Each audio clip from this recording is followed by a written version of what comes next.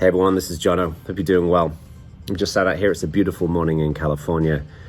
And what I want to talk to you about in this video is a technique that you can use when you're feeling like things aren't going your way to get you back on track. Okay, this is super powerful, so I'd encourage you to watch this.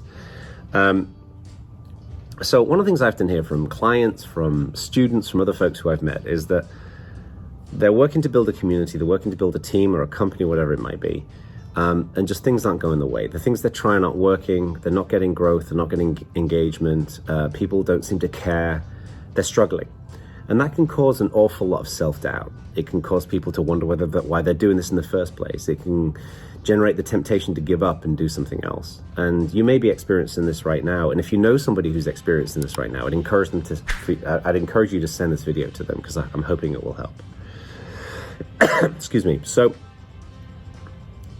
what I like to do in these situations, because it's human nature to feel like that, is to go back to the core principles of the environment that we're building.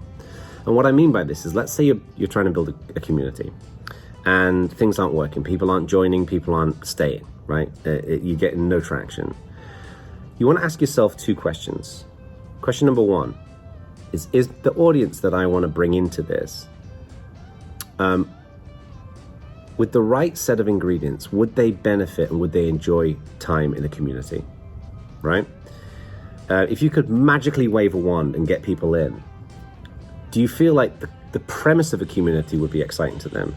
And 99.999% of the time, the answer is yes. And the reason why is because we are social creatures, human beings, right? We join together in families, in groups. We get together at rock concerts and music shows. We collaborate and communicate together on social media. If there's one thing that the pandemic taught us, when a huge chunk of like in-person communication was taken away, is people got lonely. People realized how much they depended and needed that connection with other human beings, which is completely natural. And that resulted in some mental health problems and some physical problems in some people. So we are fundamentally a social species, and therefore we enjoy spending time together in groups. Now you may evaluate that with your audience. Do they fall into that category? And I'd be very surprised if you if you say, no, they don't want any of that, okay? In fact, send me an email if you answer no to that question, that they wouldn't enjoy and value time together with other people, learning and growing together, okay? Because I've not seen that yet in over 20 years of doing this. So that's question number one. And I'm hoping the answer to that question is yes, people would value it if I can figure out the way to get them in and help them to participate. Question number two is your audience comprised of fundamentally bad actors? The kind of people who want to destroy, the kind of people who not only don't want to come into a community, but they want to stop that community happening for other people. They want to stop people getting together. They want to stop education and growth and sharing and people cheering each other on. Do you have those people as a majority in your target audience? And again, 99.99999% of people, the answer to that question is going to be no. So what we're dealing with, therefore, is that fundamentally the human condition cherishes participation and collaboration and sharing together in groups. And fundamentally, most people in the world are good people. Now, you may be thinking, are most people in the world good people? I see some of this stuff on social media and in the news. Yes. The answer to that question is yes. Most people in the world are good people.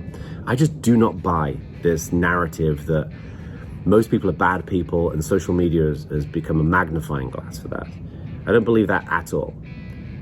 For my 42 years on this planet, almost 43 years, the vast majority of people that I've ever met have been good people. The vast majority of people that I've seen or heard of have been good people. The problem is that social media has the wrong incentives that turns good people into people who make bad choices online, in many cases. So when you know that your target audience would cherish time together in a community, and when you know that most people are good people, then we know that the opportunity is there, right? That we can make this community work, that we can make this team work, that we can make this business or this organization work. All you need to figure out is, what is the carrot that you dangle in front of people? What is the journey that they go through? What are the incentives that bring you in, that bring folks into your community to make it valuable for them? The core potential is there. And that, I'm hoping, will switch your mind. Instead of thinking, oh, am I any good at this? Is this going to work? Is this just going to be a giant failure? It switches it into more of a, all right, we can do this. I just need to figure out how. And the good news is that there's tons of guidance and help out there. I mean, this is what I've dedicated my career to. Everything that I've written in my books, that I teach in my masterclasses, that I write in my articles and social media and things like that, is all designed to help you folks figure out that journey, to help me figure out that journey of how we bring people in. Because fundamentally, the human condition wants and thrives together in communities. All right? So just keep that in mind when you're struggling, that the potential's there. I just need to figure out how to do it. And that's where trial and error and experimentation and learning from each other comes in. When we do that, we'll be successful. So let me know what you think. If you've got any questions, if there's anything I can help with, my door is nailed open. I'm always happy to help. But just keep the faith and we'll do it. Talk to you soon.